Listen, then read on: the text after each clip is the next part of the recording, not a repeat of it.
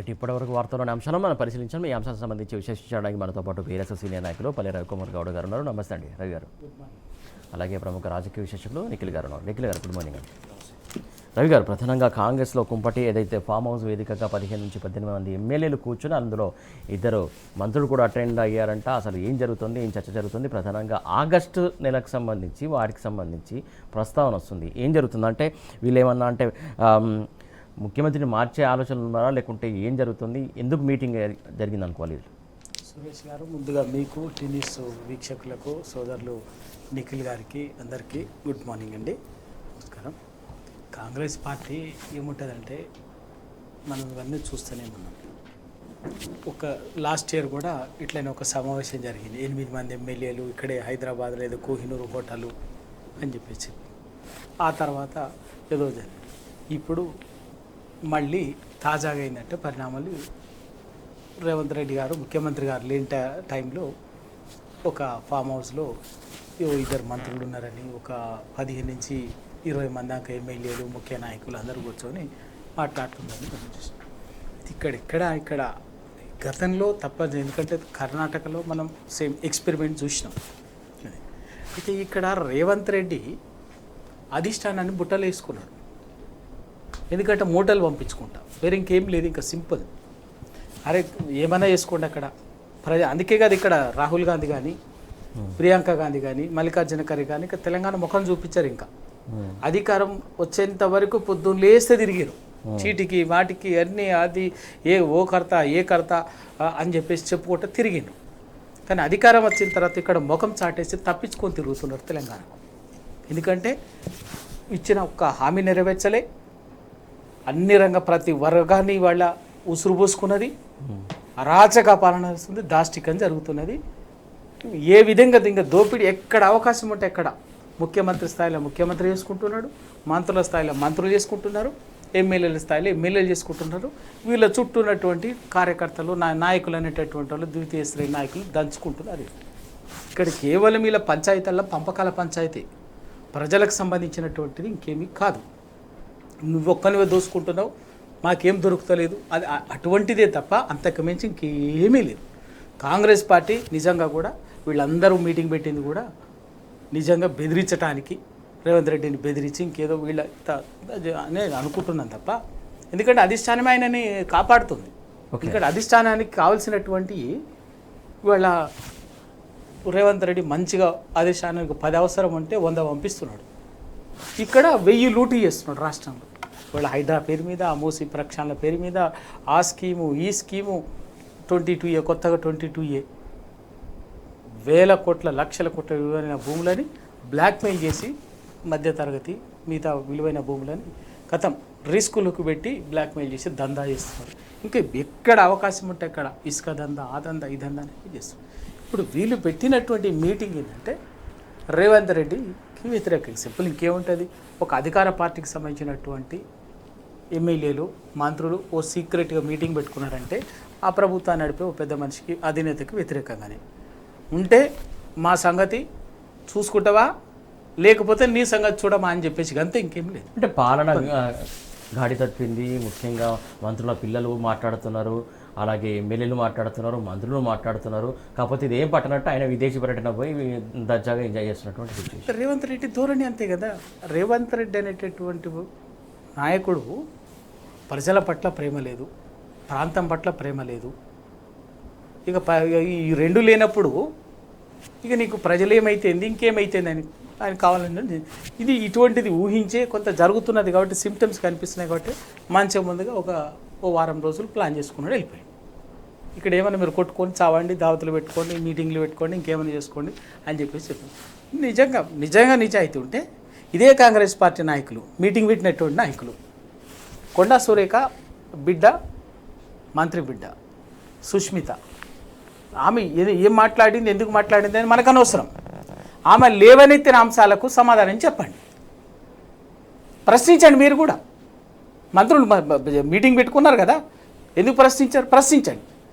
ఇది 2 సార్లు మాట్లాడింది అమ్మాయి సుష్మిత.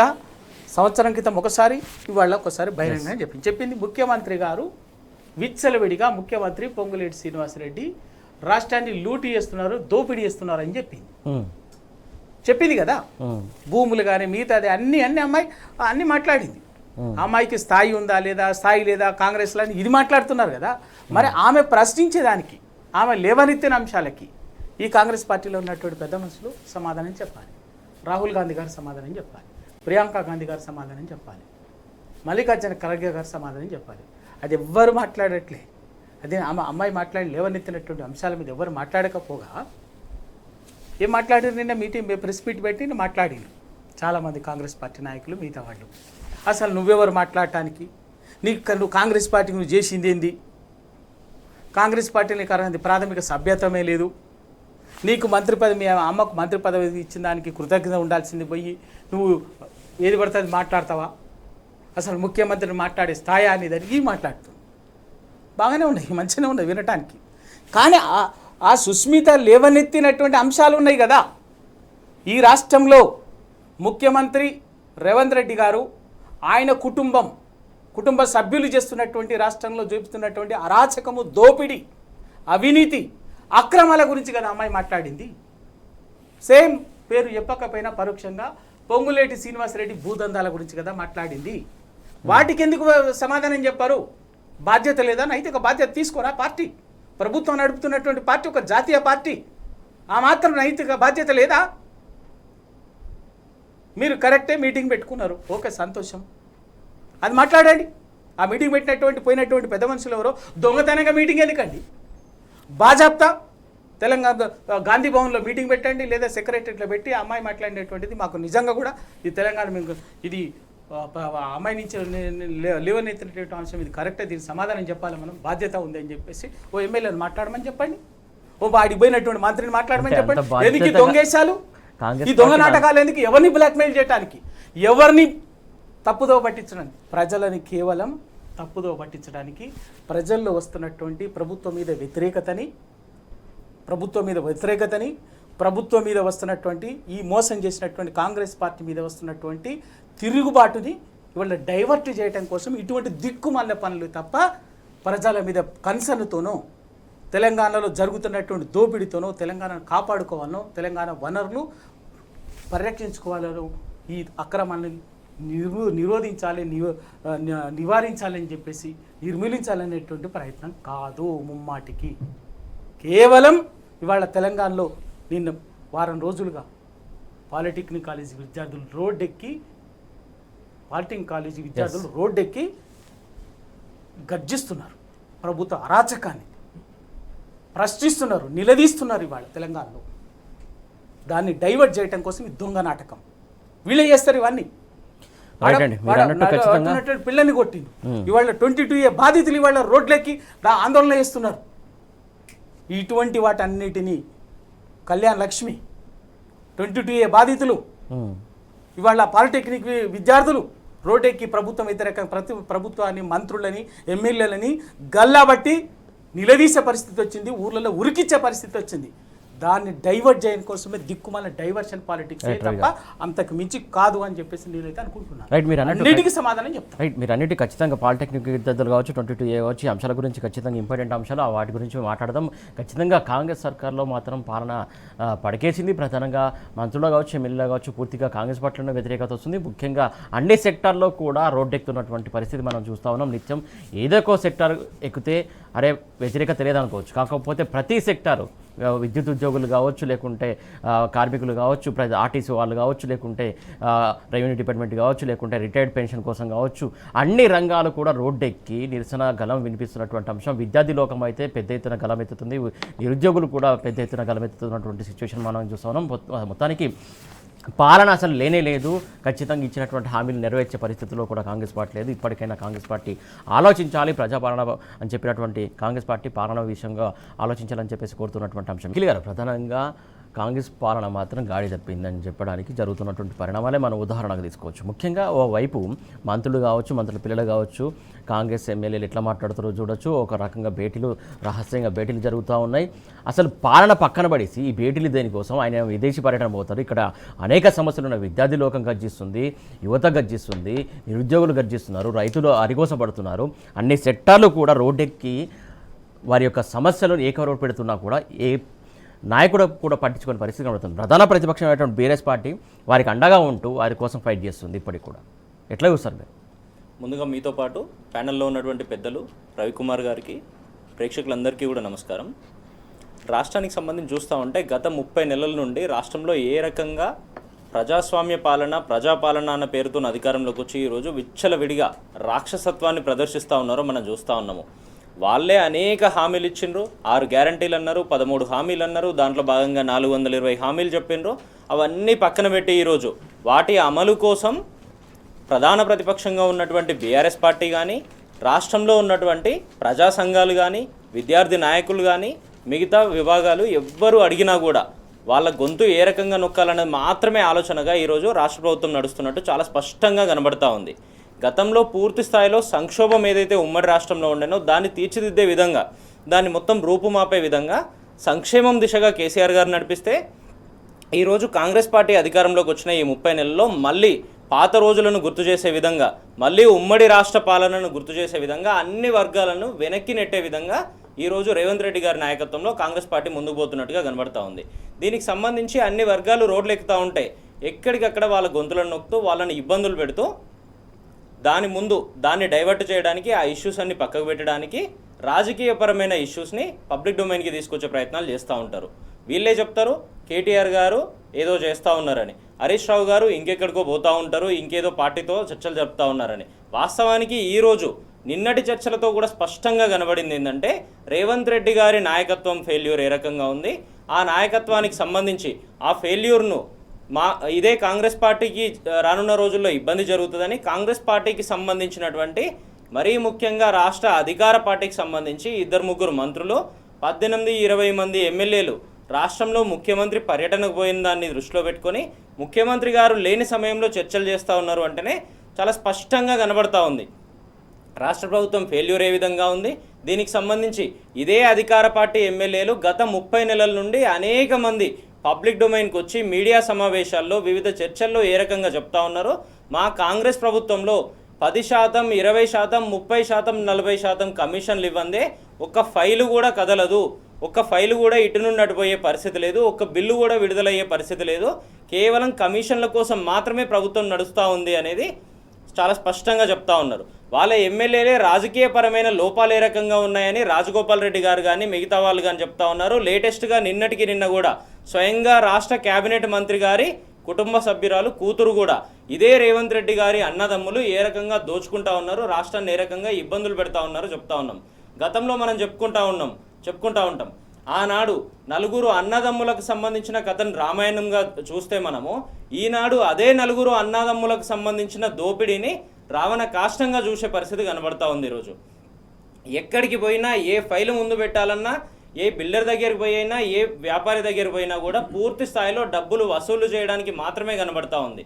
ఒకవైపు ప్రభుత్వ కార్యక్రమాల్లో వసూలు చేస్తూ ఉన్నారు, స్కాములు చేస్తూ ఉన్నారు, మరోవైపు పూర్తి స్థాయిలో దోపిడీ. ఈ 2 ఎజెండాగానే రాష్ట్ర ప్రభుత్వం నడుస్తూ ఉంది తప్పితే పూర్తి స్థాయిలో వాళ్ళ ఇచ్చిన ఈ గ్యారంటీలు కానీ హామీలు కానీ పక్కన పోయి రాష్ట్రంలో ఉన్నటువంటి సబ్బండ వర్గాలన్నీ కూడా ఈరోజు అరిగోసపడతా ఉన్నాయి. రైతుల దగ్గరికి పోతే అదే పరిస్థితి, మహిళల దగ్గరికి పోతే అదే పరిస్థితి, విద్యార్థుల దగ్గరికి పోతే అదే పరిస్థితి, నిరుద్యోగుల దగ్గరికి పోతే అదే పరిస్థితి. ఏ వర్గం కూడా ఈ రాష్ట్ర ప్రభుత్వం ఈ కాంగ్రెస్ పాలనలో సాటిస్ఫాక్షన్తో ఉన్నటువంటి పరిస్థితి లేదు. ఈరోజు ఇవన్నీ పక్కన పెడుతూ మీలాంటోళ్ళు నాలాంటోళ్ళు ప్రశ్నిస్తూ ఉంటే మన మీద కేసులు పెట్టాలి, గౌరవ కేటీఆర్ గారు కానీ హరీష్ రావు గారు కానీ ప్రశ్నిస్తూ ఉంటే వాళ్ళ మీద లేనిపోని అభాండాలు వేయాలి, వాళ్లకు లేనిపోని విషయాలను వాళ్ళకు అంటగట్టే ఆలోచనలు చేయాలి. ఇవి మాత్రమే ఎజెండాగా, కేవలం వీళ్ళని దూషించడం మాత్రమే ఎజెండాగా ఈరోజు రేవంత్ రెడ్డి గారి ప్రభుత్వం నడుస్తూ ఉంది. రాష్ట్రంలో ఇన్ని వర్గాలు గోసపడతా ఉంటే ఈరోజు ముఖ్యమంత్రి గారు ఏం చేస్తూ ఉన్నారండి? ఇంత కీలకమైన సమయంలో రాష్ట్రంలో అన్ని వర్గాలు కూడా రోడ్డెక్కి, మరీ ముఖ్యంగా విద్యార్థి నిరుద్యోగ లోకమంతా కూడా రోడ్లెక్కి ధర్నాలు చేస్తూ ఉంటే స్వయంగా పోలీసులు వాళ్ళ గొంతులు నొక్కుతూ ఉన్నారు. ఇన్ని జరుగుతూ రాష్ట్రంలో నిజంగా ఈ పోలీసులను నడపాల్సినటువంటి ఇదే హోంమంత్రిగా, ఇదే ముఖ్యమంత్రిగా రేవంత్ రెడ్డి గారే ఉన్నారు. ఇన్ని జరుగుతూ ఇవన్నీ పక్కన పెట్టి ఈరోజు లండన్లో ఫుట్బాల్ మ్యాచ్లు చూడడానికి ఇదే రేవంత్ రెడ్డి గారు పోయినటువంటి పరిస్థితి చాలా స్పష్టంగా వారి షెడ్యూల్లో ఉంది. ఈరోజు సాయంత్రం 6 గంటలకు ఫుట్బాల్ మ్యాచ్లు చూడడానికి రేవంత్ రెడ్డి గారు పోయినరు. ఇంత గొప్పగా రాష్ట్ర ప్రభుత్వం నడుస్తూ ఉంది. ఈరోజు ఒకవైపు మనం చెప్తా ఉంటాము రోమ్ దగలబడుతుంటే ఫిడేల్ వాయించుకున్నట్టు ఈరోజు రేవంత్ రెడ్డి గారు రాష్ట్రంలో ఉన్నటువంటి వర్గాలన్నీ అరిగోస పడతా ఉంటే, రోడ్లెక్కి ఆర్తనాదాలు పెడతా ఉంటే రేవంత్ రెడ్డి గారు ఏసీ రూముల్లో కూర్చొని స్పెషల్ చార్టర్ ఫ్లైట్లు వేసుకొని కొత్త విమానాలు, కొత్త హెలికాప్టర్లు, వందలాది కోట్ల రూపాయలు పెట్టుకొని విదేశీ పర్యటనలు చేస్తూ ఉన్నారు ఈరోజు. గతంలో కేటీఆర్ గారు కూడా ఆనాడు అధికారంలో ఉన్నప్పుడు పర్యటనలు చేసిండ్రు, ఈనాడు ప్రతిపక్షంలో ఉండి కూడా అక్కడనో ఇక్కడనో పర్యటనకు పోతూ ఉంటే అక్కడ ఉన్నటువంటి ఎన్ఆర్ఐలతో, కంపెనీ సీఈఓలతో స్పష్టంగా చెప్తా ఉన్నారు, మేము అధికారంలో లేకపోయినా సరే, మేము ప్రతిపక్షంలో ఈరోజు ఉన్నా సరే, రానున్న సంవత్సరంన్నర తర్వాత మళ్ళీ మేమే అధికారంలోకి వస్తాము, మీరు రాష్ట్రంలో పెట్టుబడులు పెట్టండి, రాష్ట్రంలో ఉన్నటువంటి నిరుద్యోగులకు ఉద్యోగాలు ఇచ్చే విధంగా ఆలోచన చేయండి. అధికారమే పరమావధ. అధికారం ఇప్పుడు ఆల్రెడీ ఉంది కదా, అధికారం ఉన్నప్పుడు ఏం వెలుగబెడుతున్నట్టు రాష్ట్రానికి చాలా స్పష్టంగా ఇదే తేడా కనబడతా ఉంది కదా. నిజంగా కూడా ఒక స్టేట్స్మెన్ ఏ విధంగా ఆలోచన చేస్తారు, ఒక దొంగ నోట్ల కట్టలతో దొరికినటువంటి ఒక దొంగ, ఒక దోపిడీదారుడు ఏ రకంగా ఆలోచన చేస్తాడు అన్నది ఇక్కడనే కనబడతా ఉంది.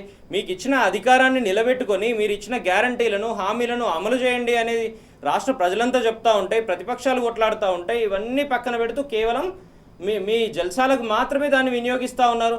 ఒకవైపు నా దగ్గర డబ్బులు లేవు, రాష్ట్ర ప్రభుత్వం దగ్గర డబ్బులు లేవు, నన్ను చెప్పులు ఎత్తుకుపోయి దొంగలాగా చూస్తూ ఉన్నారని చెప్తూ నిన్నగాక మొన్న 100-110 కోట్ల రూపాయలు పెట్టి కొత్త హెలికాప్టర్లు కొంటా ఉన్నారు, కొత్త కార్లు కొంటా ఉన్నారు, కొత్త భవనాలు నిర్మాణం చేస్తూ ఉన్నారు, ఎక్కడికక్కడ దోపిడీ చేస్తూ ఉన్నారు, ఢిల్లీకి కప్పం కడుతూ ఉన్నారు, పక్క రాష్ట్రాల్లో ఎన్నికలు జరుగుతూ ఉంటే అక్కడికి వందలాది కోట్ల సూట్ కేసులు పంపుతూ ఉన్నారు. ఇన్ని జరుగుతూ ఉంటే మీ ఎమ్మెల్యేలే స్పష్టంగా పబ్లిక్ డొమైన్కి వచ్చి చెప్తా ఉంటే కూడా కనీస చలనం లేనటువంటి పరిస్థితి, ప్రశ్నిస్తున్న గొంతులు నొక్కడం మాత్రమే ఎజెండాగా కనబడుతున్నటువంటి పరిస్థితి. ఇటువంటి పరిస్థితులు ఇట్లాగే కొనసాగితే రానున్న రోజుల్లో కాంగ్రెస్ పార్టీ కేవలం సింగిల్ డిజిట్కి మాత్రమే పరిమితమవుతుంది అన్న ఆలోచనకు వచ్చిండ్రు. కాబట్టి నిన్నటి భేటీ కూడా దాన్ని స్పష్టంగా తెలియజేస్తూ ఉంది. ఏదైతే 15-18 మంది ఎమ్మెల్యేలు, 2-3 మంత్రులు కనబడతా ఉన్నారు. ఇటువంటి భేటీలు గతంలో కూడా జరిగినాయి. ఇదే కాంగ్రెస్ పార్టీ అధికారంలోకి వచ్చిన 30 నెలలకు సంబంధించి అనేక సార్లు జరుగుతూ ఉంటే కూడా వాళ్ళను పర్సనల్గా టార్గెట్ చేస్తూ ఆ శాసనసభ్యులకు సంబంధించి ఫండ్స్ ఇవ్వకుండా ఏ రకంగా ఇంటెన్షనల్గా ఇబ్బంది పెట్టినో మనం చూసినాము. వాటిని కూడా పబ్లిక్ డొమైన్కి తెచ్చి వాళ్ళ శాసనసభ్యులే చెప్పినటువంటి పరిస్థితులు చూసినాం.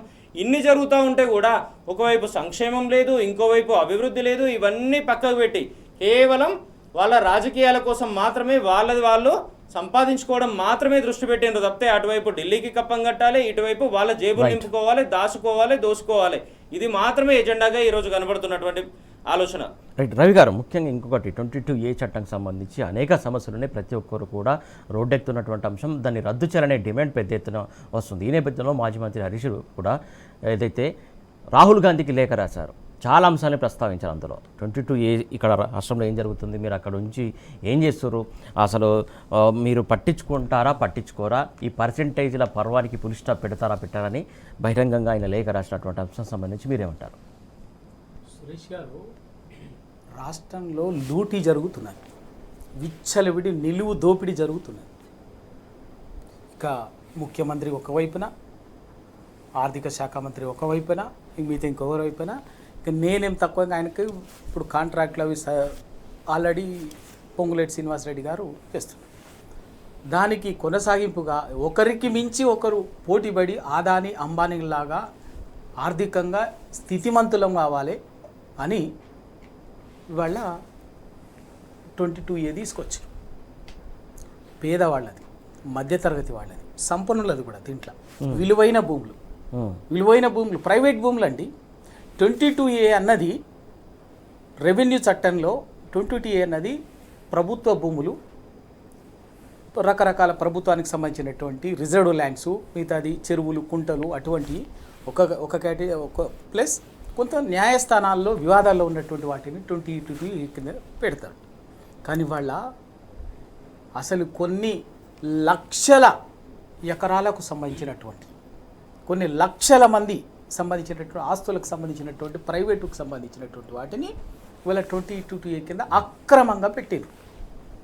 ఆఖరికి మొన్న తెలిసింది ఏంటంటే స్వయంగా ముఖ్యమంత్రిది కూడా సైతం దాంట్లో వచ్చేసింది అన్నట్టు. అంటే చాలామంది ఏమనుకుంటున్నారంటే అర్థం కాక ఇంకా ప్రైవేటు అక్కడ ఇక్కడ ఏవో అనుకుంటున్నారు. హైదరాబాదులో జూబ్లీ హిల్స్, బంజారా హిల్స్, నిజాంపేట, గచ్చిబౌలి, ఎల్బీ నగరు, హయత్ నగరు, చాలా ఇప్పటికే ఈ ప్రాంతాల్లో 30-40 సంవత్సరాల క్రితమే ప్లాట్లు కొనుక్కొని ఇండ్లు కట్టుకొని అపార్ట్మెంట్స్ కట్టి ఇప్పటికే ఒక 30-40 సంవత్సరాలుగా ఉంటున్నటువంటి వాళ్ళు అవును. రాత్రికి రాత్రే వాళ్ళ 22A కింద ఆ ఆస్తులన్నీ కూడా కొన్ని లక్షల ఎకరాలని వాళ్ళు పెట్టిరు. అది తీసేయాలంటే నేను మంత్రి చెప్పిండు కదా, పొరపాటు జరిగింది అంటే పొరపాటు జరిగింది క్షమించండి అని పొంగులేటి శ్రీనివాసరెడ్డి. అంటే ఆ పొరపాటు వెనుకున్నటువంటి దుర్బుద్ధి ఏంది, దాని వెనుకున్నటువంటి కుట్ర ఏంది అంటే ప్రజల ఆస్తుల్ని కాజేయటమే కదా, లేదా ప్రజల ఆస్తుల్ని రిస్కులో పెట్టి వాళ్ళ నుంచి సెటిల్ చేసుకొని 30% 40% అండి వాళ్ళ 22A కింద తీసేస్తే నిషేధించిన జాబితా నుంచి తీసేయడానికి 30% 40% ఇస్తే ఆఫీసర్లో పక్కన పొలిటీషియన్స్ వీళ్ళు ప్రభుత్వము ఈ ప్రభుత్వం మంత్రులు వీళ్ళు దందా ఇది విచ్చలవిడి దోపిడీ జరుగుతుంది. ఎంత అన్యాయం అండి ఇది, ఎంత దౌర్భాగ్యం ఇది, ఇంతకంటే దుర్మార్గం, ఇంతకంటే పెద్ద కుంభకోణం ఏమైనా ఉందా? పెద్ద పుడింగి మాటలు మాట్లాడుతున్నారు కాంగ్రెస్ నాయకులు, మంత్రులు, ఎమ్మెల్యేలు, ఇంకా పెద్ద పెద్ద పుడింగి మాటలు మాట్లాడుతున్నారు. ఎవడిచ్చిండండి హక్కు వీళ్లకు? ప్రజల ఆస్తుల్ని రిస్కుల్లో పెట్టి వాళ్ళకి అవసరం వచ్చినప్పుడు, కష్టం వచ్చినప్పుడు, దుఃఖం వచ్చినప్పుడు, అవసరానికి ఎమర్జెన్సీగా అమ్ముకునేటువంటి వాళ్ళ రిస్కులో పెట్టి లక్షల మంది ఇళ్ళని, అపార్ట్మెంట్ల ఫ్లాట్స్ని, కాలనీలలో ఎప్పుడో వేసినటువంటి కాలనీలు, ఎప్పుడో ఇచ్చినటువంటి కాలనీలు కట్టుకున్నటువంటి వీళ్ళని ఇలా 22Aలో పెట్టి మేము పొరపాటు జరిగింది క్షమించండి, దరఖాస్తులు చేసుకోండి. ఎందుకు దరఖాస్తులు చేయాలి? నువ్వు మోసం చేస్తావు, ద్రోహం చేస్తావు, దరఖాస్తు చేయడం అంటే దరఖాస్తు చేసుకుంటే అంటే ఇంకా అయిపోయి ఆఫీసర్ను బదిలాడాలి, ఆ ఎమ్మెల్యేలు, మీరు మంత్రులు, ప్రభుత్వం ఇది ఇలా 30% 40% స్ట్రేట్ అవే ఆస్తులు ఏమైనా సమస్య వస్తే వాటిని తీసుకుంటున్నారు రెవెన్యూలో. ఇది ఇంత మోసం జరుగుతుంది. ఏం బాధ్యత లేదా కేంద్ర? ఇలా రేవంత్ రెడ్డి ఇంత అరాచకం చేస్తుంటే, రేవంత్ రెడ్డి మంత్రివర్గం ఇంత అరాచకం చేస్తుంటే రాహుల్ గాంధీకి బాధ్యత లేదా? ప్రియాంక గాంధీకి బాధ్యత లేదా? ఏఐసిసి అధ్యక్షుడు మల్లికార్జున ఖర్గే గారికి బాధ్యత లేదా? ఎందుకు ఎట్లా జాబితా ఎట్లా వస్తుంది? ఎవడిచ్చిండు మీకు అధికారం? ఆ రోజు అధికారం ఎన్నికలకు ముందు వచ్చి ఎక్కడి పడితే అక్కడ ఏది పడితే అయితే మాట్లాడింది కదా. అధికారం వచ్చిన తర్వాత నీ ప్రభుత్వం ఇంత అరాచకం చేస్తుంటే ఎందుకు మాట్లాడరు ఒక్కసారి? అందుకే ఇవాళ బాధితుల పక్షాన 2.5 సంవత్సరాలుగా భారత రాష్ట్ర సమితి నాయకత్వం మొత్తం పూర్తి స్థాయిలో ప్రజలకు అందుబాటులో ఉన్నది. వాళ్ళ తరఫున క్షేత్రస్థాయిలో న్యాయపరంగా అన్ని విధాలుగా భరోసా ఇచ్చి కొట్లాడుతుంది.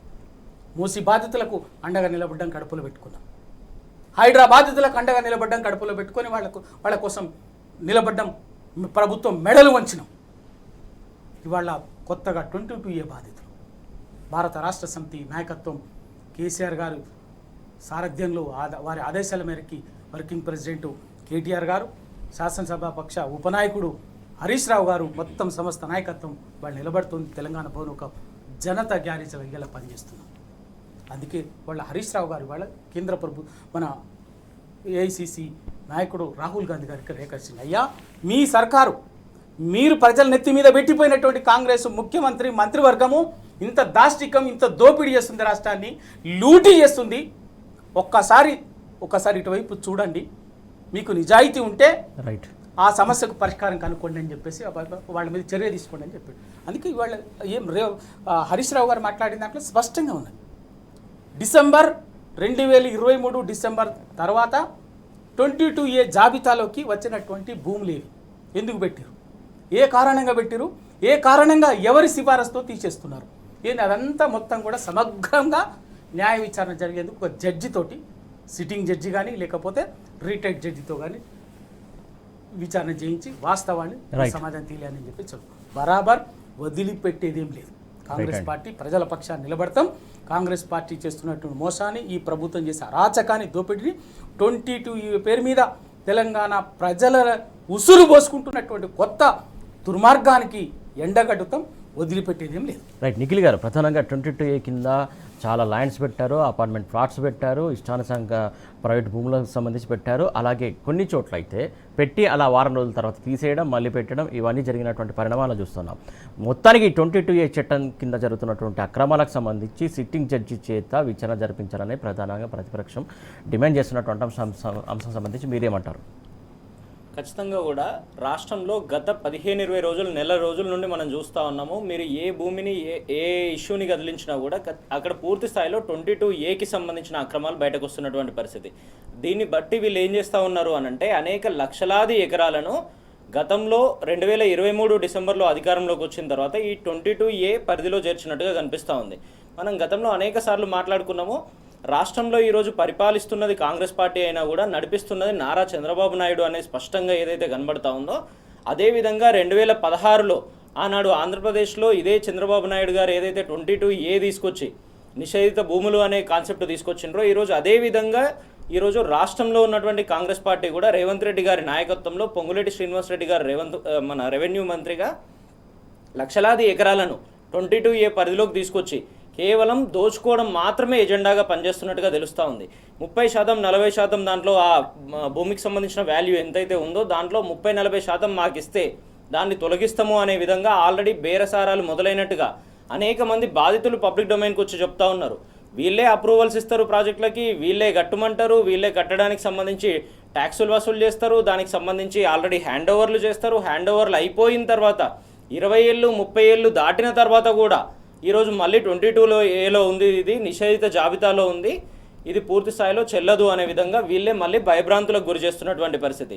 మరొక విషయం ఏంటంటే, నిన్న హరీష్ రావు గారు కూడా చాలా స్పష్టంగా చెప్పినట్టుగా ఔటర్ రింగ్ రోడ్డు చుట్టుపక్కల కానీ హైదరాబాద్ నగర పరిధిలో కానీ ఉన్న భూములన్నిట్లను వాళ్ళకి సంబంధించి వాళ్ళకి ఎవరైతే సాఫ్ట్ కార్నర్లో ఉండే డెవలపర్లు ఉంటారో వాళ్ళతో జాయింట్ వెంచర్లకు మీరు ఆ భూములను అప్పజెప్పాలి, 50-50 రేషియోలో ఆ భూములను అప్పజెప్పాలి అనే విధంగా అనేక మంది భూ యజమానుల గొంతు మీద కత్తిపెట్టి ఈరోజు ఇబ్బంది పెడుతున్నట్టుగా కూడా చాలా స్పష్టంగా కనబడతా ఉంది.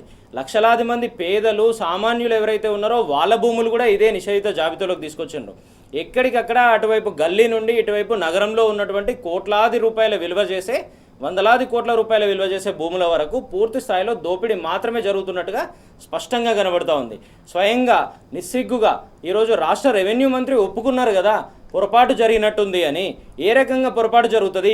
మీ ఆదేశాలు లేకుండానే, మీ దగ్గర నుండి ఆదేశాలు లేకుండానే ఇంత పెద్ద ఎత్తున ఈ చట్టం తీసుకొచ్చి దీంట్లో లక్షలాది ఎకరాలను, లక్షల కోట్ల విలువ చేసే పూర్తి స్థాయి భూములను ఏ రకంగా పెడతారు అనే దాని మీద కనీస ఆలోచన ఉండాలి కదా మీకు. నిజంగానే హరీష్ రావు గారు నిన్న చెప్పినట్టుగా, బీఆర్ఎస్ పార్టీ చెప్తున్నట్టుగా, ప్రధాన ప్రతిపక్షం చెప్తున్నట్టుగా పూర్తి స్థాయిలో ఫోరెన్సిక్ విచారణ చేయాల్సిన అవసరం ఉంది దీని మీద. రేవంత్ రెడ్డి గారేమో లేదు ఏం జరగలేదు అనే విధంగా వారి ఆలోచనలు కనబడతా ఉన్నాయి. కాబట్టి మన రెవెన్యూ మంత్రి గారు స్పష్టంగా ఒప్పుకున్న సమక్షంలో ఈరోజు సిట్టింగ్ జడ్జి కానీ లేదంటే సుప్రీంకోర్టుకు సంబంధించిన జడ్జిని తీసుకొచ్చి కానీ పూర్తి స్థాయిలో ఎటువంటి పక్షపాతం లేకుండా పారదర్శక విచారణకు ఈరోజు రాష్ట్ర ప్రభుత్వం ఆదేశించాల్సిన అవసరం ఉంది.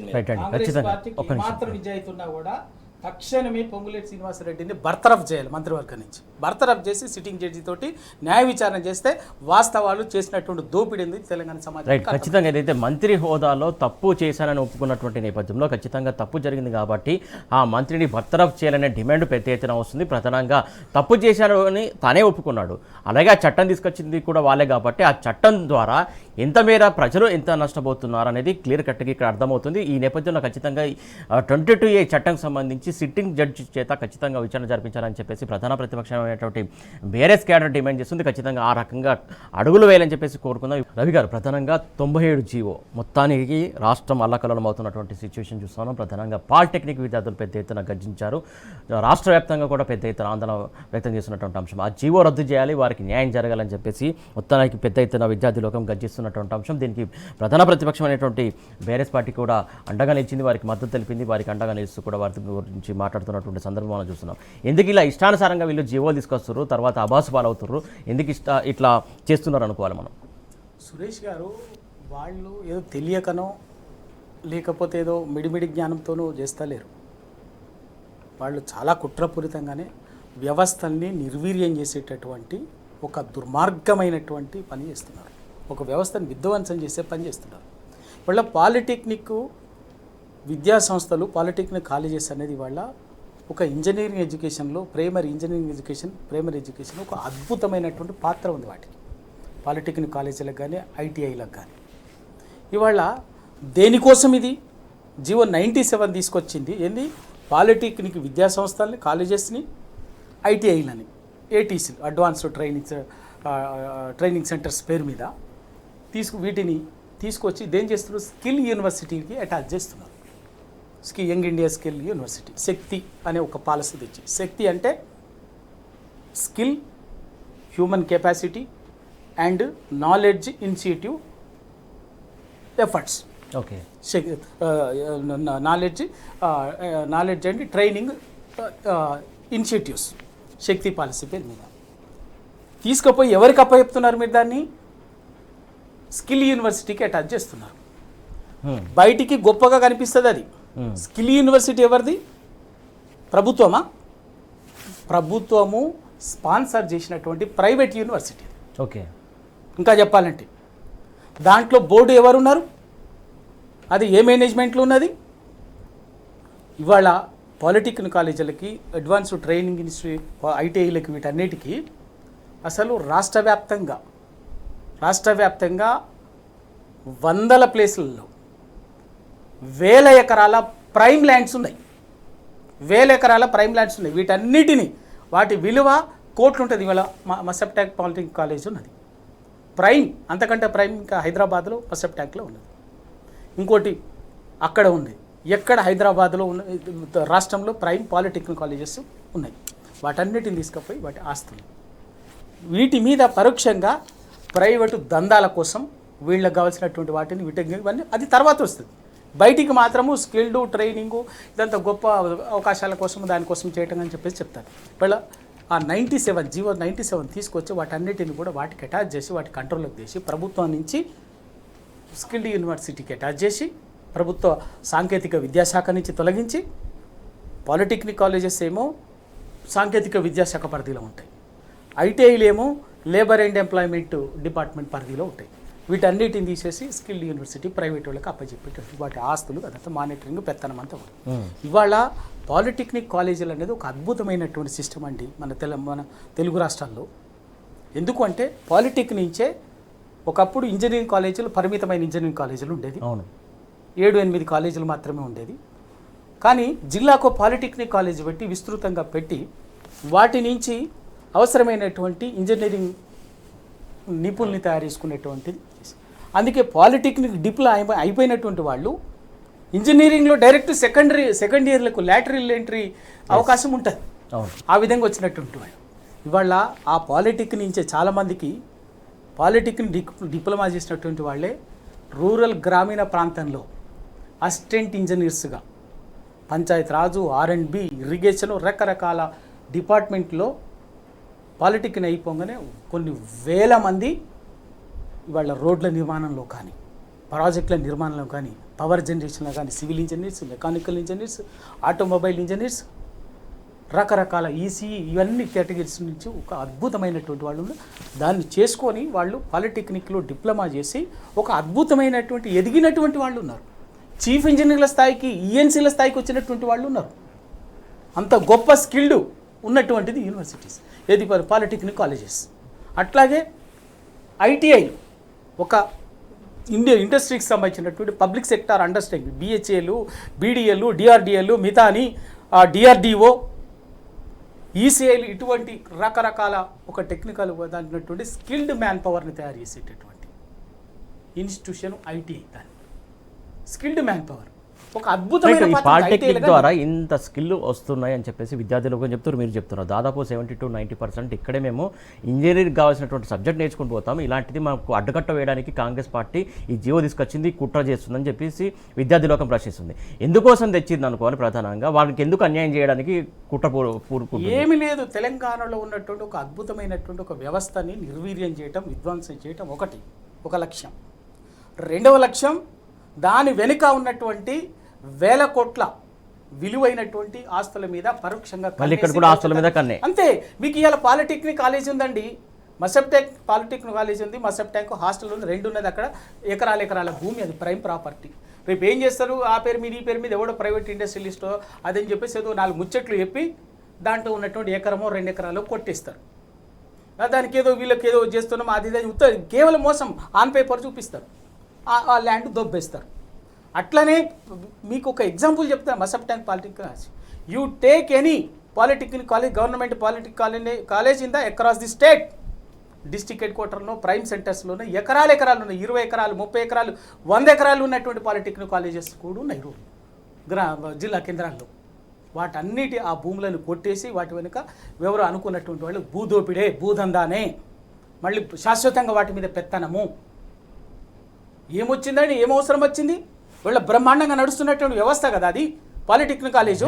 ఇలా జీవోని 97 ఇచ్చి వాటిని ఎందుకు గుంజుకోవాలి మీరు? ఎవడి ప్రైవేటునికి ఎందుకు అప్పచెప్పాలి? మీ చేతనైతే లేదా? విద్యాశాఖ మంత్రి నువ్వే కదా, ముఖ్యమంత్రి గారే కదా, ఏం బుర్ర పని చేస్తలేదా? పాలిటెక్నిక్ కాలేజీని నిర్వీర్యం చేస్తారా?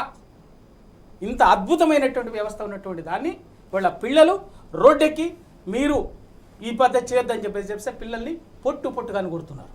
రైట్. మొన్న ఏంటండి మహబూబాబాద్లో పాలిటెక్నిక్ విద్యార్థుల మీద చేస్తే ఒక సీఏ గొంతు బీకి నలుముతాడు. ఇదా నిన్న హ్యాబిట్స్లో ఒక ఏసీపీ ఎంత దాష్టికం, దానికి విద్యార్థుల మద్దతుగా పోయినటువంటి టీనీసు రిపోర్టర్ మీద బెదిరిస్తాడు పోలీస్ అధికారి. నేను నీ సంగతి చూస్తా, కేసు పెట్టి బొక్కలేసి అంటాడు. ఏమనుకుంటున్నారు? ఇక్కడ ప్రజాస్వామ్యం నడుస్తున్నారా? మీ ఏం అరాచకం? ప్రతి వర్గాన్ని వాళ్ళ విద్యార్థులని జీవో 97 పేరు మీద పాలిటెక్నిక్ విద్యా సంస్థల్ని ఆ జీవో 97 రద్దు చేయాలి, యథావిధిగా కొనసాగించాలి. పాలిటెక్నిక్ విద్యా సంస్థల్ని, ఐటీఐలని వాటిని రిఫైన్ చేసి మోడర్న్గా ఇవాళ వస్తున్నటువంటి ఛాలెంజెస్కి అనుగుణంగా ఆ టెక్నాలజీని వాటిని అడ్వాన్స్డ్ వైపు తీసుకుపోవాలి. వాటికి కావాల్సిన ఇన్ఫ్రాస్ట్రక్చర్ ఇవ్వాలి, వాటికి కావాల్సినటువంటి ఫెసిలిటీస్ని పెంచాలి, ఇండస్ట్రీస్ తోటి లింకప్ చేయాలి ప్రభుత్వాలు. అది కానీ అది పక్కకు పెట్టి ఎంతసేపు ముసుగులు వేసుకొని ఇవాళ ఇదే ప్రయోగం ఆంధ్రప్రదేశ్లో చంద్రబాబు నాయుడు చేయడానికి పోతే అక్కడ ఫెయిల్ అయింది, జనం పిల్లలు తిరగబడితే వెనక్కి తీసుకున్నారు. మళ్ళీ సేమ్ ఆయన శిష్యుడు అక్కడ ఫెయిల్ అయిందని మళ్ళీ ఇక్కడ మొదలుపెట్టి పని మొదలు. వీటన్నీ వదిలిపెట్టాం. ఇవన్నీ కూడా ఏ వర్గాన్ని కూడా ఇవాళ ప్రశాంతంగా ఉండకుండా ఇవాళ రేవంత్ రెడ్డి చంద్రబాబు నాయుడు ఆడుతున్నటువంటి కుట్ర ఇది. రైట్ అండి, ఖచ్చితంగా ఏదైతే 22A కూడా పక్క రాష్ట్రమైనటువంటి ఆంధ్రప్రదేశ్లో తీసుకొచ్చారో అక్కడ ఇంప్లిమెంట్ చేశారో అదే కూడా ఇక్కడ ఇంప్లిమెంట్ చేసే కుట్రలో భాగంగా ఆ చట్టం తీసుకొచ్చింది రేవంత్ సర్కార్. అలాగే ఇప్పుడు 97 జీవో కూడా విద్యార్థులకు సంబంధించి కూడా అక్కడ కూడా ఇంప్లిమెంట్ చేస్తారు, ఇక్కడ కూడా ఇంప్లిమెంట్ చేసే రకంగా వీళ్ళు తీసుకొస్తున్నటువంటి సిచ్యువేషన్ చూస్తున్నాం. ప్రధానంగా విద్యార్థులకు అన్యాయం చేస్తే మాత్రం విద్యార్థి లోకం గర్జిస్తుంది, ఖచ్చితంగా తిరగబడుతుంది. ఆ జీవో రద్దు చేసేంత వరకు ప్రధాన ప్రతిపక్షమైనటువంటి బీఆర్ఎస్ పార్టీ వారికి అండగా ఉంటుందని చెప్పేసి రవి గారు చెప్తున్నటువంటి అంశం. నిఖిల్ గారు, ప్రధానంగా పాలిటెక్నిక్ విద్యార్థులకు సమస్య గురించి మనం మాట్లాడుతున్నాం. ప్రధానంగా పెద్ద ఎత్తున విద్యార్థి లోకం గర్జిస్తుంది, ఆ జీవో రద్దు చేయాలని చెప్పేసి డిమాండ్ వస్తుంది. ప్రధానంగా ఈ రకంగా వారికి ఎందుకు ఇబ్బందికరంగా జీవో తీసుకొచ్చింది, ఇట్లా వారి యొక్క గ్రోత్ను కావచ్చు, వారి యొక్క భవిష్యత్తుకు ఎట్లా ఎందుకు ప్రశ్నార్థకంగా మారుతుంది అనుకోవాలి కాంగ్రెస్ సర్కారు? రాష్ట్రంలో ఉన్నటువంటి అన్ని వర్గాలను ఏ రకంగా ఇబ్బంది పెడతా ఉన్నారో దాంట్లో భాగంగా మరీ ముఖ్యంగా రేవంత్ రెడ్డి గారి దగ్గర ఉన్నటువంటి ఏ పోర్ట్ఫోలియోలు ఉన్నాయో వాటికి సంబంధించి అన్ని వర్గాలకు సంబంధించి అత్యంత కీలకంగా కేవలం రేవంత్ రెడ్డి గారి ఆదేశాల మేరకు మాత్రమే ఇవన్నీ జరుగుతున్నట్టుగా తెలుస్తూ ఉంది. రేవంత్ రెడ్డి గారు ముఖ్యమంత్రిగా ఉంటారు, అన్ని రంగాల్లో ఫెయిల్యూర్ కనబడుతూ ఉంది. ఈరోజు రేవంత్ రెడ్డి గారు హోంమంత్రిగా ఉంటారు, పోలీసులకు సంబంధించి ఎటువంటి అరాచకాలు జరుగుతూ ఉంటాయంటే ఇప్పుడు మీరు అడిగినట్టుగా ఇదే పాలిటెక్నిక్ విద్యార్థులు జీవో 97ని రద్దు చేయాలని చెప్తే అక్కడ ఉన్నటువంటి పోలీస్ అధికారులు ఇంత స్పష్టంగా అక్కడ ఉన్నటువంటి విద్యార్థుల గొంతు పట్టుకొని నులుముతా ఉన్నారు. వాళ్ళను ఈరోజు చంపే ప్రయత్నాలు చేస్తున్నట్టుగా కూడా కనబడతా ఉన్నాయి. ఇంత స్పష్టంగా అక్కడ ఉన్నటువంటి పోలీస్ అధికారులే నిజంగా కూడా వాళ్ళ హక్కులను కాపాడాల్సినటువంటి ఇదే పోలీస్ అధికారులు పూర్తి స్థాయిలో వాళ్ళని ఇబ్బంది పెట్టే విధంగా వాళ్ళ గొంతు పట్టుకున్నటువంటి సందర్భాలు ఎందుకు చేస్తున్నట్టు పోలీసులు క్లియర్గా మన విజువల్స్ స్పష్టంగా ఇంత స్పష్టంగా కనబడతా ఉంది కదా. యథా రాజా తదా ప్రజ. రాష్ట్రంలో రేవంత్ రెడ్డి గారు ఏ రకంగా రాజ్యాన్ని నడుపుతా ఉన్నారో హోంమంత్రిగా ఉండి ఈరోజు అదే రేవంత్ రెడ్డి గారి ఆదేశాల అనుసారం మేరకు నిన్నగాక మొన్న లగచర్లలో ఏ రకంగా అక్కడ ఉన్నటువంటి మహిళలను కూడా చూడకుండా గిరిజన మహిళలను వాళ్ళ భూములు లాక్కోవడానికి ఇదే పోలీసులను ముందు పెట్టి ఎట్లా చేసిండ్రో మనం చూసినాము. ఇదే నిరుద్యోగులంతా కూడా మన అశోక్ నగర్ చౌరస్తాలోనో, దిల్సుఖ్ నగర్లోనో, ఆర్టీసీ క్రాస్ రోడ్లోనో ఇబ్బందులు పడుతూ ర్యాలీ చేస్తూ ఉంటానో, ధర్నా చేస్తూ ఉంటానో వాళ్ళ మీద కూడా కక్ష కట్టి ఏ రకంగా ఇబ్బందులు పెడతా ఉన్నారో చూస్తూ ఉన్నాం. ఇదే విద్యార్థి లోకానికి సంబంధించి గురుకుల విద్యార్థులు రోడ్డు ఎక్కుతూ ఉంటే వాళ్ళ మీద కూడా కర్కశంగా ఏ రకంగా వ్యవహారం చేసినరో ఇదే పోలీసులు మనం చూస్తూ ఉన్నాం. నిన్నగాక మొన్న నిన్నటికి నిన్న ఈ పాలిటెక్నిక్ విద్యార్థుల మీద ఏ రకంగా కర్కశంగా వ్యవహారం చేస్తూ ఉన్నారో మనం చూస్తూ ఉన్నాం. మరొక్క అడుగు ముందుకేసి అక్కడ ఉన్నటువంటి జర్నలిస్టు మిత్రులను కూడా మీరు ఇటువంటివి కవర్ చేయడానికి వస్తూ ఉంటే, ఈ విద్యార్థులకు మద్దతుగా నిలబడతా ఉంటే జర్నలిస్టులను కూడా చూడకుండా మిమ్మల్ని కూడా బొక్కలో దోస్తాము అని అక్కడ ఉన్నటువంటి పోలీస్ అధికారులు ఈరోజు భయభ్రాంతులకు గురి చేస్తున్నటువంటి పరిస్థితి. ఇంత విచ్చలవిడితనం ఈరోజు ఎందుకు వచ్చిందండి? ఇదే రేవంత్ రెడ్డి గారి ఆదేశాల మేరకు కాదా? ఇదే షాడో హోంమంత్రి నేతృత్వంలో కాదా? రేవంత్ రెడ్డి గారేమో పక్క రాష్ట్రంలో పక్క దేశాల్లో చక్కర్లు కొడుతూ జల్సాల కోసం పోతా ఉన్నటువంటి పరిస్థితి, ఫుట్బాల్ మ్యాచ్లు చూడడానికి పోతా ఉన్నటువంటి పరిస్థితి. ఇక్కడ ఉన్నటువంటి పాలిటెక్నిక్ విద్యార్థులేమో అరిగోసపడుతూ ఈరోజు రోడ్లు ఎక్కుతూ ఉంటే వాళ్ళను అణిచివేసే ప్రయత్నం చేస్తున్నటువంటి పరిస్థితి. గతంలో ఏం లేని నాడే, ఆనాడు నిజాం పాలనలోనే ఏం లేని నాడు నిజాం నవాబ్ సైన్యాన్ని ఉరికిచ్చి కొట్టినటువంటి గడ్డ ఈ తెలంగాణ గడ్డ. అటువంటి పౌరుషం ఉన్నటువంటి ఈ గడ్డ మీద మీరు ఈరోజు ఇటువంటి విఫల ప్రయోగాలు చేస్తూ ఇటువంటి ఇబ్బందులకు గురి చేసే విధంగా మీ రాజ్యాన్ని పెట్టి మీ పోలీసులను పెట్టి ఇంత ఇబ్బందులు పెడతా ఉంటే ఖచ్చితంగా తిరుగుబాటు చేసే రోజు పూర్తి స్థాయిలో వచ్చే అవకాశం స్పష్టంగా కనబడతా ఉంది. రాష్ట్రంలో ఎప్పుడు ఎన్నికలు వచ్చినా కూడా గత ఎన్నికలకు సంబంధించి కేసీఆర్ గారిని బదనాం చేయడంలో భాగంగా ఇదే కాంగ్రెస్ పార్టీ ఇదే విద్యార్థులకు ఇదే నిరుద్యోగులకు బస్సులు కట్టించి కేసీఆర్ గారికి వ్యతిరేకంగా మీరు ప్రచారం చేయాలని ఏ రకంగా ఊర్లకు పంపినరో ఈరోజు ప్రధాన ప్రతిపక్షంగా ఉన్నటువంటి బీఆర్ఎస్ పార్టీ ఇదే విద్యార్థులకు ఇదే నిరుద్యోగులకు ఇదే సబ్బండ వర్గాలకు అండగా కొట్లాడుతూ ఉంది. కాబట్టి ఎప్పుడు ఎన్నికలు వచ్చినా పూర్తి స్థాయిలో ఈ కాంగ్రెస్ పార్టీని కాంగ్రెస్ ప్రభుత్వాన్ని కొట్టే విధానాలు చాలా స్పష్టంగా కనబడతాయి. విద్యాశాఖకు సంబంధించి నేను ఎందుకు వేరే వాళ్ళకి ఇవ్వాలి, మంచి నడుపుతున్నా కదా అని చెప్పేసి మొన్న మాట్లాడినటువంటి సందర్భం మనం చూస్తున్నాం. మంచి నడపడం అంటే ఇట్లాంటి జీవో తీసుకొచ్చి విద్యార్థులకు ఇట్లాంటి అన్యాయం చేసి వాళ్ళ భవిష్యత్తును అంధకారంలోకి తీసుకొచ్చే రకంగా పాలించడమా? ఇదే రేవంత్ రెడ్డి గారి నాయకత్వంలో రేవంత్ రెడ్డి గారు పిసిసి అధ్యక్షునిగా స్పష్టంగా వాళ్ళ మేనిఫెస్టోలో రాసిండ్రు. విద్యాశాఖకు సంబంధించినటువంటి నిధులను 6%, 7% నుండి 15% పెంచుతాము అన్నారు. 3 లక్షల కోట్లతో బడ్జెట్ పెట్టిండ్రు కదా నిన్నగాక మొన్న. 3 లక్షల కోట్లలో 15% అంటే ఎంత అండి? 45,000 కోట్లు పెట్టాలి. మీరు పెట్టింది ఎంత అండి? కేవలం 20,000 కోట్లు. సగానికి దాన్ని తగ్గించి ఈరోజు ఇంకొక అడుగు ముందుకేసి ఏం చెప్తా ఉన్నారు? రాష్ట్రంలో ఉన్నటువంటి 27,000 ప్రభుత్వ పాఠశాలలను 4,000కు కుదిస్తా నేను అని స్పష్టంగా విద్యాశాఖ మంత్రి హోదాలో రాష్ట్ర ముఖ్యమంత్రి హోదాలో రేవంత్ రెడ్డి గారు చెప్తా ఉన్నారు.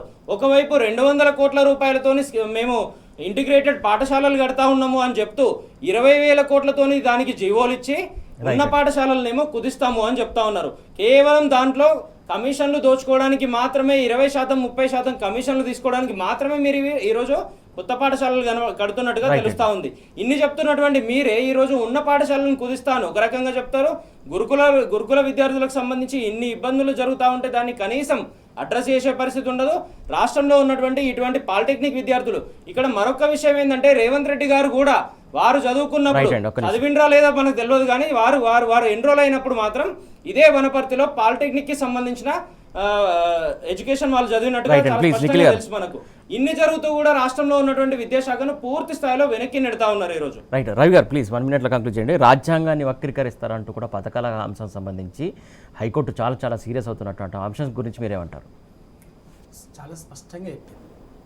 చాలా స్పష్టంగా హైకోర్టు జరుగుతున్నటువంటి విచారణ, కళ్యాణ లక్ష్మి, షాదీ ముబారక్ దానికి సంబంధించినటువంటి దాని మీద విచారణ జరుగుతున్నప్పుడు మేము సంక్షేమ పథకాలకు వ్యతిరేకం కాదు, మీరు సంక్షేమ పథకాలు ఇవ్వండి. కానీ అదే సమయంలో రాజ్యాంగబద్ధంగా ఒక రిటైర్డ్ ఉద్యోగులకు సంబంధించినటువంటి హక్కుకు రావాల్సినటువంటి డబ్బులు ఎందుకు ఇస్తలేదు?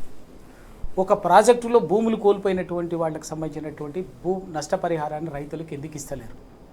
ఇటువంటి వాటిని మీరు ఎందుకు ఇది రాజ్యాంగ ఉల్లంఘన కాదా, ఇంత దుర్మార్గమా, ఇదేంది అని చెప్పేసి కోర్టు చాలా స్పష్టంగా ప్రభుత్వాన్ని నిలదీసింది.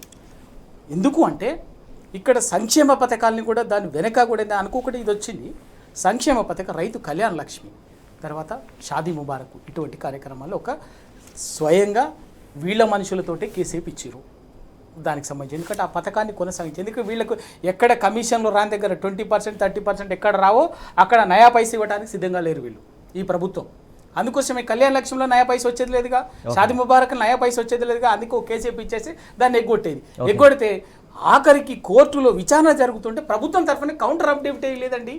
ప్రభుత్వం వాదన ఎందుకు ఆ పథకాన్ని తెచ్చినాము ఏందనే చేయలేదు. కాబట్టి ఎవరైతే పిటిషనర్ వేసిండో అది మాత్రమే కోర్టు పరిగణలోకి తీసుకుంది. ప్రభుత్వం ఎందుకు ఆ పథకాన్ని తీసుకురావాల్సి వచ్చిందో, దాని వెనుక ఉన్నటువంటి మానవీయ కోణం ఏందో, దాని వెనుక ఉన్నటువంటి ఆర్ద్రత కేసీఆర్ గారు ఆ పథకాన్ని రూపకల్పన చేయటం అవసరమో ఆవశ్యకత ఏందో ఇవాళ ప్రభుత్వం చెప్పుంటే కోర్టుకు ఆ అభిప్రాయం వచ్చి ఉండేది కాదు. రైట్ అండి. Thank you so much Ravi గారు. Thank you so much Nikhil గారు. Thank you so much. మొత్తానికి ఏదైతే సబ్బండ వర్గాలన్నీ కూడా రోడ్డెక్కుతున్నటువంటి సిచ్యువేషన్ చూస్తున్నాం. పాలన మాత్రం గాడి తప్పింది. మొత్తానికి ప్రజాపాలన అని చెప్పింది, ప్రజా వ్యతిరేక పాలన మూటగట్టుకుంది కాంగ్రెస్ సర్కారు. అన్ని సెక్టర్లను కూడా సర్వనాశనం చేస్తున్నటువంటి సిచ్యువేషన్ మనం చూస్తున్నాం. ఖచ్చితంగా రానున్న రోజుల్లో వారికి గుణపాఠం తప్పదని చెప్పేసి రవి గారు నిఖిల్ గారు చెప్తున్నటువంటి అంశం. ఇది ఇవాళ వార్తల వాస్తవాలు. Keep watching tea news.